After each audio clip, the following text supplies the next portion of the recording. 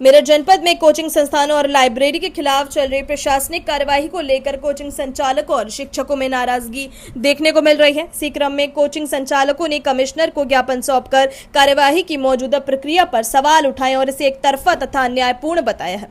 ज्ञापन में कोचिंग संचालकों ने कहा कि यदि किसी भवन को सुरक्षा मानकों या नियमों के विपरीत माना जा रहा है तो कार्यवाही केवल कोचिंग संस्थानों पर ही क्यों की जा रही है। उनका कहना है कि उन्हीं भवनों में संचालित अन्य व्यावसायिक प्रतिष्ठानों और कार्यालय पर समान रूप से नियमों का पालन सुनिश्चित किया जाना चाहिए ताकि किसी भी वर्ग के साथ भेदभाव की स्थिति न बने। संचालकों ने यह मांग की है कि प्रशासन उन भवनों की प्रमाणित सूची सार्वजनिक करे जो सभी आवश्यक अनापत्ति प्रमाण पत्र और सुरक्षा मानकों के अनुरूप है। उनका कहना है कि ऐसी सूची उपलब्ध होने से कोचिंग संस्थान सुरक्षित और वैध भवनों में स्थानांतरित हो सकेंगे जिससे छात्रों की पढ़ाई भी प्रभावित न हो।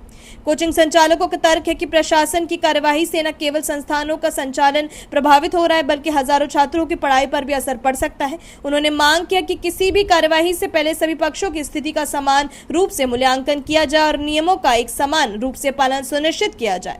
फिलहाल प्रशासन की ओर से इस ज्ञापन पर कोई आधिकारिक प्रतिक्रिया सामने नहीं आई है, लेकिन माना जा रहा है कि मामले की समीक्षा के बाद आगे की स्थिति स्पष्ट की जाएगी। कोचिंग सेंटर्स का जो हेड है वो क्षेत्रीय उच्च शिक्षा अधिकारी होते हैं। उन क्षेत्रीय उच्च शिक्षा अधिकारी के यहाँ बहुत सारे कोचिंग ऐसे हैं जिन्होंने सबने रजिस्टर्ड है। देखिए सर, मेन मतलब ये है, हम देखिए प्रशासन का हमें सहयोग चाहिए।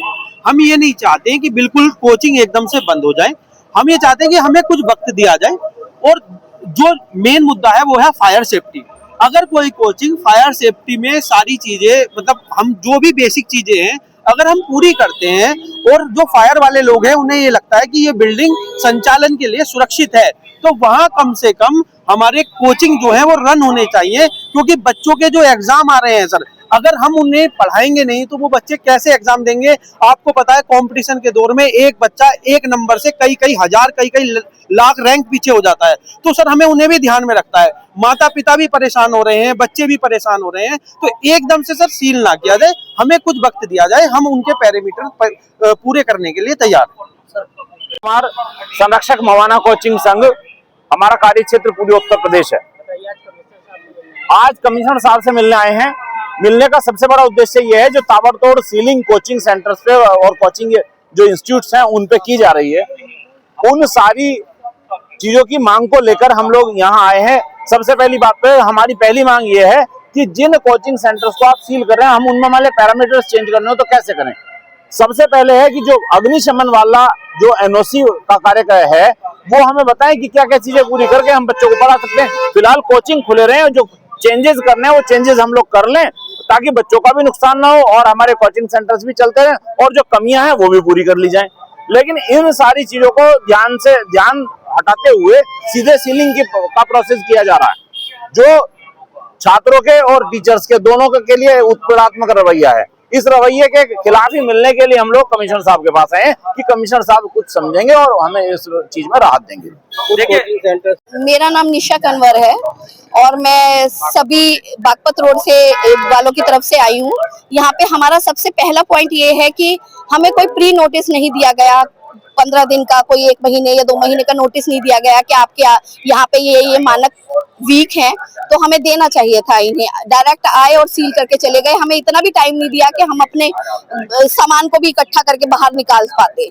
डायरेक्ट सील लगा दी गई। दूसरा ये है कि इनका ये कहना है कि आपका जो मानक के अनुरूप आप सेंटर चला रहे हो वो पर्याप्त नहीं है, जबकि हमारी कमर्शियल प्रॉपर्टी है, एमडीए अप्रूव्ड प्रॉपर्टी है।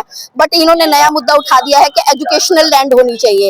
एजुकेशनल लैंड आप ये प्राधिकरण में भी जाके, एमडीए ऑफिस में भी जाके देखिए कि 2031 तक का नक्शा है वहां पे लगा हुआ, वहां पे कहीं एजुकेशनल लैंड के लिए कोई भी जमीन अलॉट नहीं की गई है।